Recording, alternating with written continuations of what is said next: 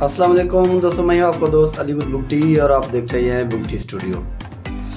दोस्तों, रूस ने यूक्रेन पे हमला कर दिया है और तमाम दुनिया की नज़रें इस वक्त रूस पे हैं और यूक्रेन पे हैं। वज़ीर-ए-आज़म पाकिस्तान जनाब इमरान खान भी रूस के दौरे पे है, तो ये एक अहम मौका है। इस मौके पे इमरान खान का दौरा रूस बड़ा अहमियत का हामिल है, क्योंकि मगरब की नज़रें इस वक्त यूक्रेन और रूस पे हैं और वो इस बात को कुछ अजीब अंदाज में देख रहे हैं कि वज़ीर-ए-आज़म पाकिस्तान इमरान खान रूस के दौरे पे हैं और वहाँ उसका पुरतपाक इस्तकबाल किया जा रहा है और एक लंबी नशस्त हुई है सदर पुतिन और वज़ीर-ए-आज़म इमरान खान के दरमियान। तो दुनिया इसको बड़ी अहमियत की नज़रों से देख रही है कि इमरान खान इसी वक्त रूस के दौरे पे हैं और इमरान खान ने दौरा अपना मुलतवी नहीं किया। पहले शेड्यूल था, वो मुलतवी नहीं किया क्योंकि उनको पता चल चुका था कि रूस यूक्रेन पे हमला करने वाला है या कर रहा है। तो इमरान खान ने अपना जो रूटीन का दौरा था वो मुलतवी नहीं किया, बरकरार रखा। तो इस वक्त दुनिया की नज़रें यूक्रेन और रूस पे हैं। पूरी दुनिया दुनिया के काफ़ी लोग ये सोच रहे हैं कि रूस ने यूक्रेन पे हमला क्यों किया। तो सबसे पहले मैं आपको इस बात की वजाहत करना चाहूँ कि रूस का जो हमला है जो यूक्रेन पे, तो उसकी सबसे बड़ी वजह है अमेरिका ने यूक्रेन को एज अपना कॉलोनी इस्तेमाल करना शुरू किया था यूरोप के साथ मिलके। तो ये बात रूस को बड़ी गिरां गुजर रही थी। हालांकि इससे पहले भी यूक्रेन के साथ रूस के ताल्लुकात कभी ठीक कभी कशीदा रहे हैं। सोवियत यूनियन से पहले यूक्रेन रूस का हिस्सा बन चुका था और इसके बाद जब सोवियत यूनियन बना तो उसमें भी यूक्रेन साथ ही था। तो सोवियत यूनियन की हुकूमत ने कोशिश की कि यूक्रेन मुकम्मल तौर पे सोवियत यूनियन का मुकम्मल तौर पे हिस्सा हो, लेकिन यूक्रेन की जो आवाम है, जो वहाँ की लोग हैं, वो अपना तशख़्ख़ुस बरकरार रखना चाहते थे। वो अपनी ज़बान, अपना तशख़्ख़ुस, अपनी पहचान, अपने रस्म व रवाज, अपनी तर्ज़ ज़िंदगी अपनी मुताबिक गुजारना चाहते थे।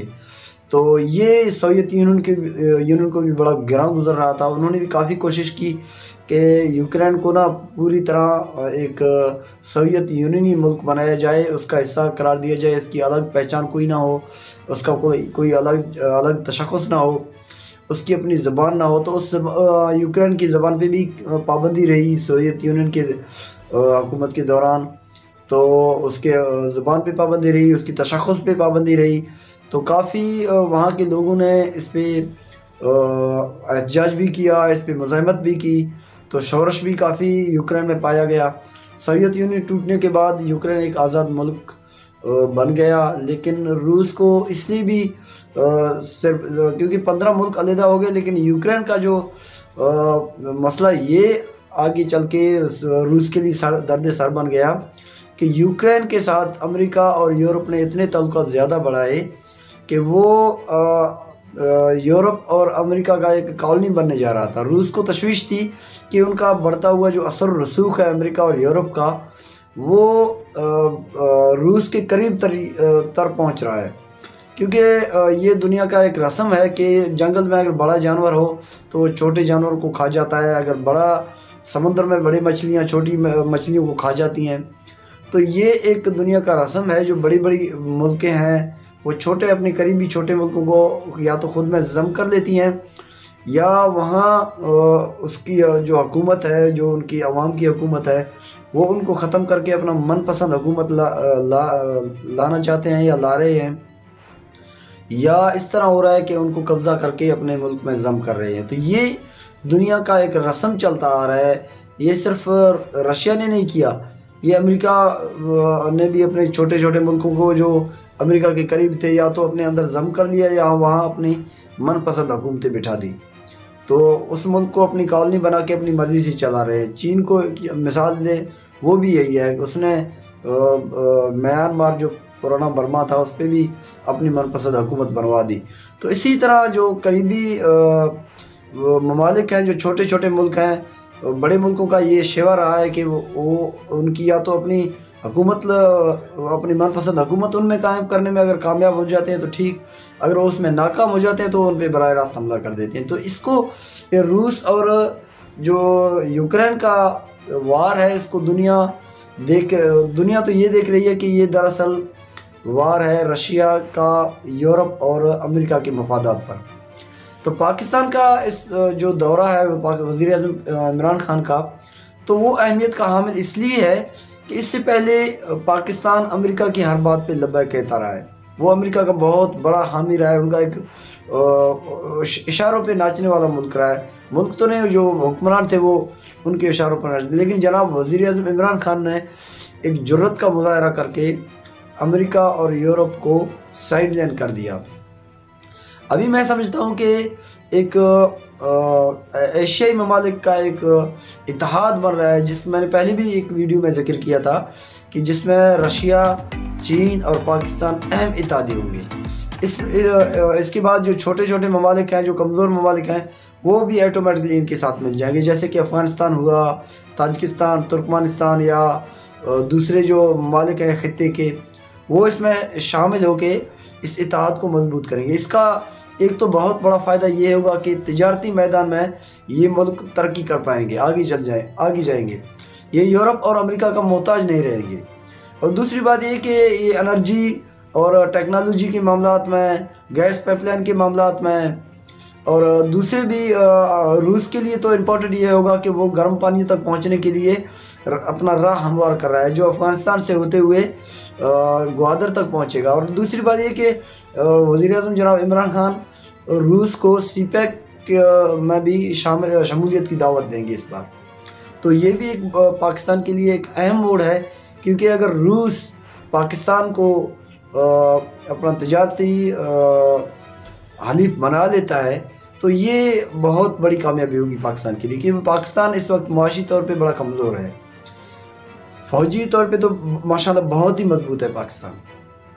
دفاعی صورتحال پاکستان کی بہت ہی مضبوط ہے، لیکن پاکستان معاشی طور پہ اتنا کمزور ہے کہ وہ قرضوں میں ڈوبا ہوا ہے۔ تو اس وجہ سے پاکستان کا وزیر اعظم عمران خان ہے، تو اس وقت سب سے ان کی ترجیحات یہی ہے کہ پاکستان کس طرح سٹیبل ہو معاشی طور پہ۔ دفاعی طور پہ تو پاکستان مضبوط ہے الحمدللہ، لیکن معاشی طور پہ پاکستان جو کمزور ہے، تو تمام جو ماہرین ہیں، جو ان کی ٹیم ہے عمران خان کا جو اپنا سوچ ہے، وہ اس پہ مرکوز ہے کہ پاکستان اس وقت معاشی طور پہ کیسے مضبوط ہو۔ تو یہ بھی پاکستان کے لیے ایک ٹرننگ پوائنٹ ہے، جو اس وقت رشیا کے دورے پہ ہیں جناب عمران خان، تو پاکستان کے ساتھ روس کے بہت اچھے خاصے معاہدے متوقع ہیں اس دورے سے، کیونکہ اس دورے میں یہ بھی رشیا کے لیے بہت خوشائند عمل ہوگا کہ پاکستان کا وزیر اعظم عمران خان رشیا کے دورے پہ ہے، اور جو دنیا کی کافی ممالک روس پہ تنقید کر رہے ہیں، ان کا گھیراؤ کر رہے ہیں، ان کو تنہا کرنے کی باتیں کر رہے ہیں، تو اسی وقت پاکستان کا وزیر اعظم عمران خان روس میں ہے، اور انہوں نے ابھی تک روس کی مذمت بھی نہیں کی، وہ کرے گا بھی نہیں، کیونکہ چین نے بھی روس کی حمایت میں اپنا بیان جاری کر دیا، تو پاکستان بھی عنقریب روس کی حمایت میں اپنا بیان لازمی جاری کرے گا، لیکن روس کی مخالفت میں کبھی بیان نہیں دے گا۔ امریکہ نے تو بیان جاری کر دیا ہے کہ ہم نے پاکستان کو پیغام دیا ہے، جو امریکہ کا موقف ہے وہ پاکستان کو بتا دیا ہے، لہٰذا پاکستان کو بھی خیال رکھنا چاہیے کہ روس اور امریکہ کے درمیان پاکستان ایک غیر جانبدار ملک رہے۔ لیکن پاکستان اس وقت جو ظاہری صورتحال ہے وہ رشیا کے ساتھ ہے، وہ چائنا کے ساتھ ہے، امریکہ کے ساتھ بالکل بھی نہیں ہے، اور یورپ کے ساتھ بالکل نہیں ہے، کیونکہ پاکستان جانتا ہے کہ امریکہ کسی کا دوست رہا ہی نہیں ہے۔ امریکہ نے جس کو بھی اپنا دوست بنایا اس کو یا تو توڑ دیا، یا ان کے خلاف سازشیں کی، یا ان کو مقروض کر دیا، یا ان پہ بعد میں پابندیاں لگائی، یا ان پہ براہ راست حملہ کی۔ تو اس طرح کی جو امریکہ کا جو تاریخ ہے وہ کچھ اچھا نہیں ہے۔ تو اسی وجہ سے پاکستان نے ابھی جو پاکستان کی پالیسیاں وہ اس طرف رہی ہیں کہ رشیا، چائنا، پاکستان، یہ تینوں ممالک مل کے ایشیا کا ایک ایسا اتحاد بنا دیں جو ایک دوسرے کے ساتھ ایکسپورٹ اور امپورٹ میں بھی مددگار ثابت ہوں،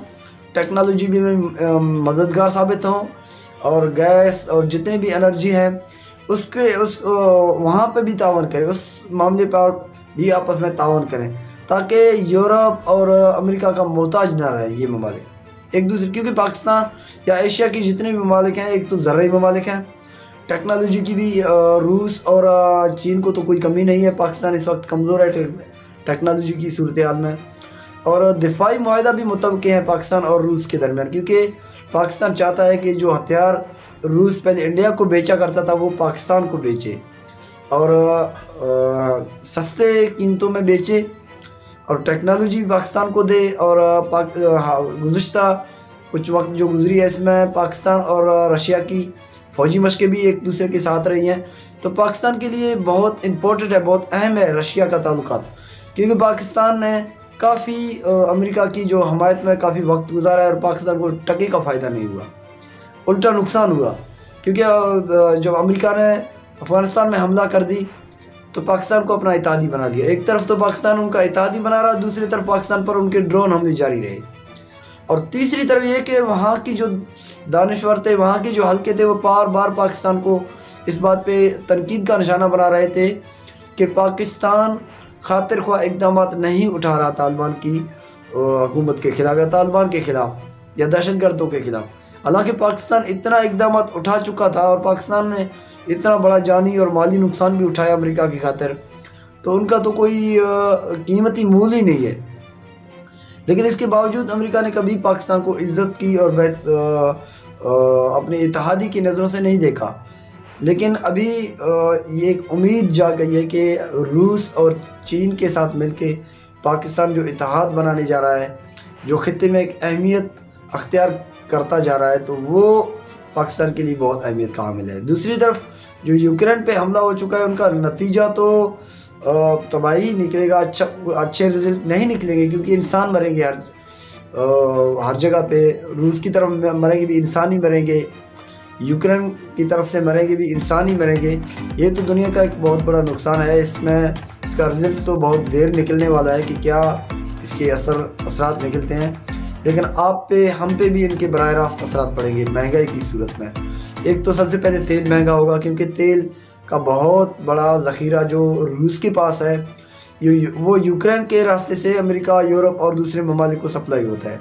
ابھی وہ جب بند ہوگا تو یہ تمام ممالک عربستان سے تیل خریدیں گے، تو یہ منڈی آٹومیٹکلی مہنگی ہو جائے گی، اس سے صاف ظاہر ہے کہ تیل تو بالکل مہنگا ہونے والا ہے، اور دوسری بھی اشیاء خوردنوش ہیں وہ بھی مہنگی ہونے والی ہیں، کیونکہ روس کافی جو چیزیں ہیں وہ روس ایکسپورٹ کرتا ہے، جیسے کہ ڈالڈا ہوا، اس کے علاوہ بہت ساری ایسی چیزیں ہیں جو روس سے آتی ہیں کافی ممالک کو، وہ اگر روس بند کرے گا تو ظاہر سی بات ہے اس کا جو متبادل ہے وہ وہاں سے مہنگائی ہوگی، تو ایک تو دنیا پہ مہنگائی ہونے والی ہے، دوسری اسٹاک ایکسچینج میں مندی کا کافی ماحول ہے، پاکستان میں بھی اسٹاک ایکسچینج آج مندی پہ گیا، چین، جاپان وغیرہ جتنے بھی اس طرف کے ممالک ہیں وہ سارے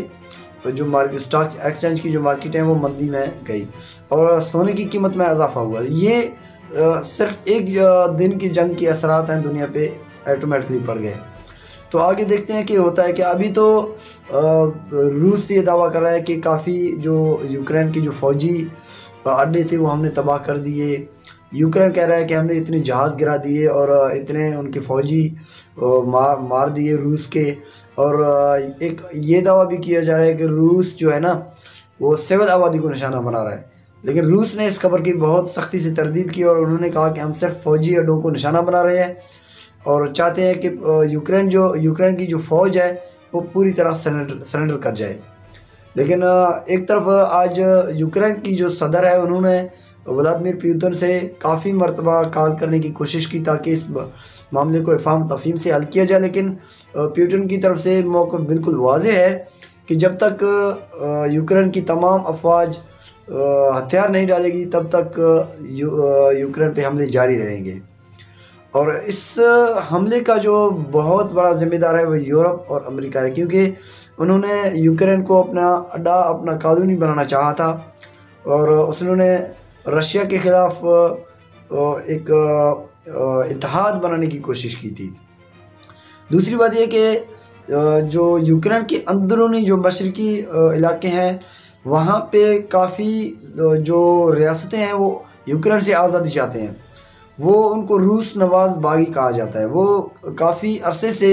यूक्रेन से बरसरी पैकार हैं। वो चाहते हैं कि उनके इलाके आज़ाद हों और रूस भी यही चाहता है कि वो इलाके आज़ाद हों ताकि वो रूस के साथ उनकी जो ताल्लुकात हैं वो बहुत बेहतर हैं। वो अमेरिका और यूरोप से बहुत उनके अच्छे ताल्लुकात नहीं, वो नहीं चाहते कि उनका असर रसूख यूक्रेन पे हो। तो एक ये भी वजह है कि रूस उनको आज़ाद कराना चाह रहा है कि वो आज़ाद हों और वो रूस की मौक़िफ़ की हमायत करें और